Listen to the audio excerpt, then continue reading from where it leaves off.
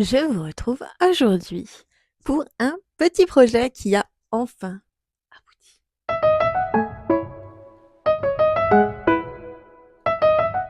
Je suis un peu du genre, comme beaucoup de crafters, à me dire: «Hey, j'ai une idée!» J'ai absolument aucune idée de comment le faire, mais j'ai une idée! Faisons-le!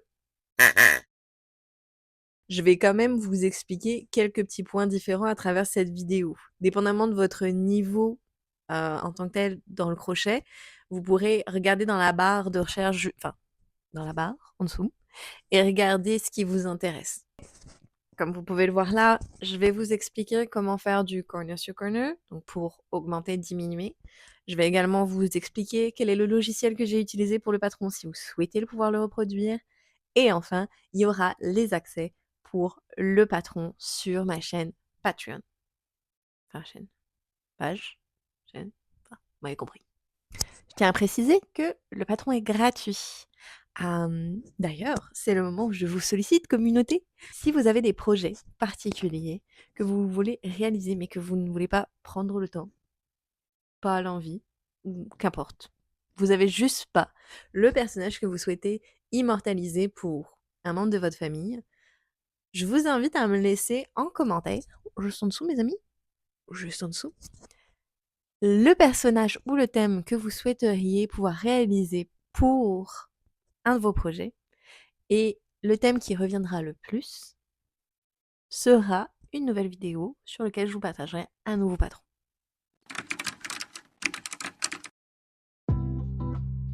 Avec la laine de votre choix, vous allez commencer par réaliser un nœud coulé.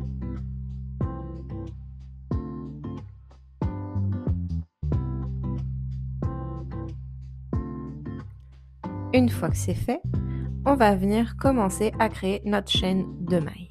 Dans ce cas-ci, 6 mailles en l'air.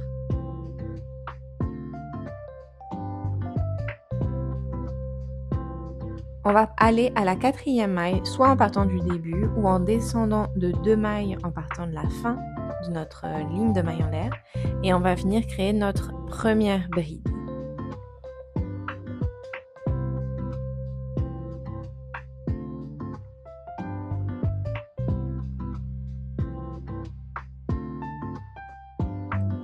La première bride est faite et on va continuer à 2 autres reprises pour un total de 3 brides montées.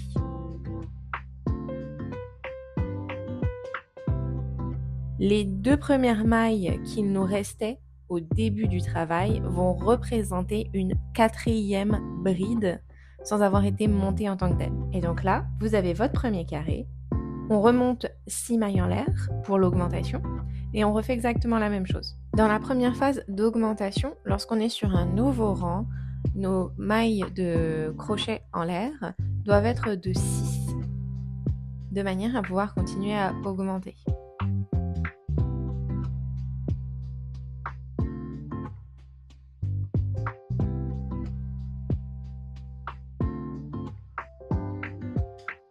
Vous vous retrouvez donc avec 1, 2, 3 et 4 brides.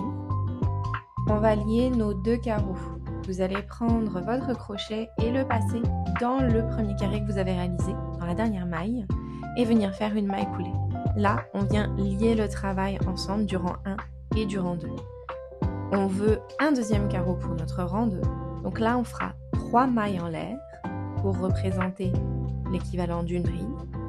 Et on passera 3 reprises, une nouvelle fois, dans le premier carreau afin de créer nos 4 brides. Et ça représentera les carreaux pour le rang numéro 2.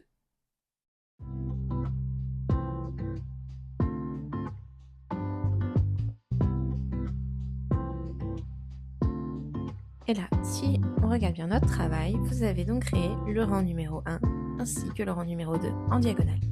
Maintenant, on va faire le rang numéro 3. On recommence avec 6 mailles en l'air car on est sur un des côtés de la couette. Tant qu'on est sur les augmentations et on recommence.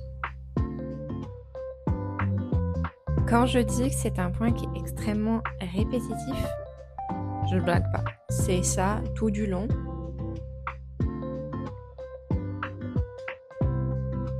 On vient à nouveau lier notre travail, crochet dans la dernière maille du rang précédent, qui est en diagonale, maille coulée, 3 mailles en l'air et on recommence.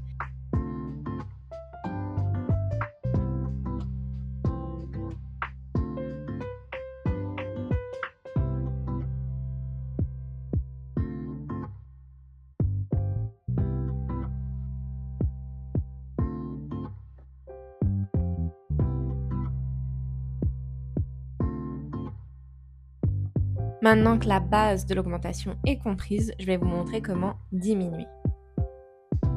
La diminution, on va faire 3 mailles en l'air et on va venir passer notre crochet dans le premier carré qui est sur notre diagonale et on fera une maille coulée. Ensuite, on va venir réaliser nos 2 carrés sur notre nouvelle ligne. Et pour cela, c'est le même principe que précédemment.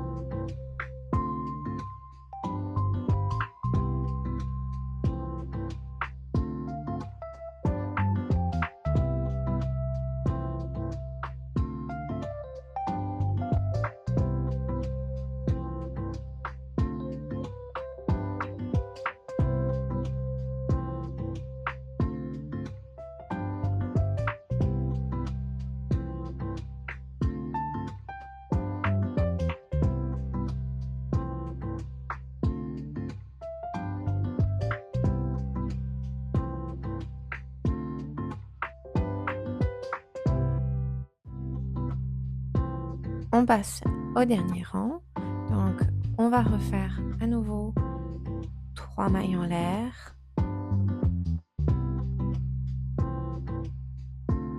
On retourne le travail et on le passe dans le carré qui est là, simplement.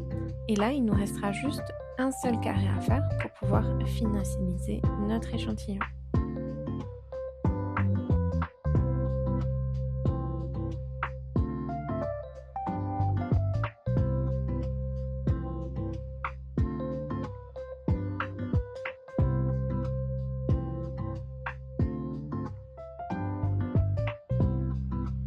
Son logiciel, alors je vais utiliser Stitch Fiddle pour m'aider à réaliser mes patrons. C'est un logiciel qui a une version gratuite et payante, donc je vous montre un petit peu la disposition du site. Pour nous, on va chercher le crochet parce que c'est notre projet, il y a le corner to corner qu'on viendra sélectionner. Ensuite, vous pouvez choisir vos préférences. Moi, j'ai Loops and Threads, c'est celle que j'utilise. Et je pars sur un design qui est empty. Vous avez d'autres fonctionnalités, mais ça, je vous laisserai vous les découvrir. Cette partie-là, donc Sample Swatch, c'est par rapport à l'échantillon que vous avez fait sur le nombre de centimètres que ça représente et le nombre de carrés que vous avez réalisé. Et le Complete Project, donc c'est la totalité du projet, ce qui vous donne donc en termes de centimètres ainsi que de carrés, combien cela représente. Le site est en anglais avec différentes options. Les options que je vous montre présentement, ce sont des options gratuites. Dans la catégorie de la taille, donc le size, c'est là où vous allez pouvoir venir modifier votre projet, rajouter des lignes ou des colonnes et en modifier. Donc là, vous pouvez le voir, je manipule un petit peu pour vous montrer les différentes modifications possibles.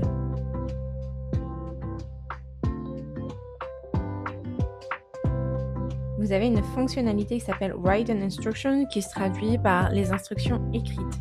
Donc ça, c'est une option qui est payante, sachez-le, et qui viendra donner en détail donc les nombres de carrés que vous aurez avec la couleur, les modifications, ce genre de choses.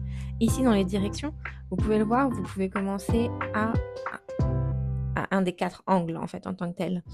Moi, de manière générale, je commence toujours par celui qui est en bas à droite et je remonte. Mais dépendamment de comment vous préférez travailler, vous pouvez tout à fait le modifier. Là, vous pouvez le voir, je suis en train de simplement jouer avec les palettes. Donc, je viens remplir mes couleurs pour pouvoir voir mon design.